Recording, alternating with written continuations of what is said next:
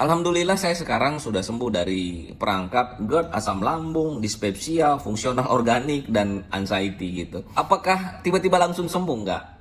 Panjang sekali ceritanya sehingga saya sembuh gitu. Proses panjang dan makanya saya cerita pengalaman saya ini melalui VT-VT ini gitu ya. Karena panjang sekali proses perjalanan saya untuk bisa sembuh. Karena dulu tuh memang kita nggak punya mentor ya, kita nggak punya pengalaman orang lain yang bisa kita jadikan pelajaran. Nah, zaman saya juga dulu sakit, saya ingat banget tuh saya ke dokter ini dulu ya. Pertama tuh ke dokter jantung. Nah, dicek semuanya tuh aman. Nah, kemudian dirujuk ke dokter penyakit dalam. Nah, disitulah oh, ini penyebabnya kenapa dadanya sering sakit, kenapa dadanya kerasa terbakar, tremor, kenapa napasnya seperti mau putus gitu kan. Oh, ini penyebabnya bukan jantung tapi penyebabnya adalah GERD ya.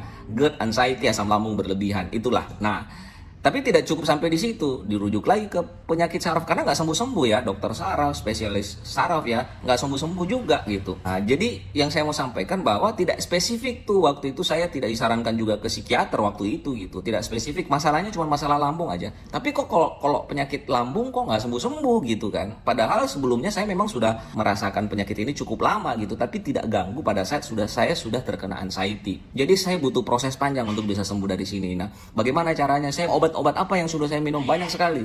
Kalau Anda tanya obat dokter tuh, ya udah saya minum semua kali ya. Yang namanya Zol itu udah minum semua, Antasida lah, udah saya minum semua gitu. Tapi ya nggak sembuh-sembuh juga. Saya nggak tahu, mungkin karena nggak cocok atau mungkin karena pemicunya dari anxiety kecemasannya yang terus memicu asam lambung saya. Nah, kemudian herbal semuanya udah saya minum gitu. Madu ada kali 20 botol nggak pernah berhenti saya minum itu, berbulan-bulan juga minum madu.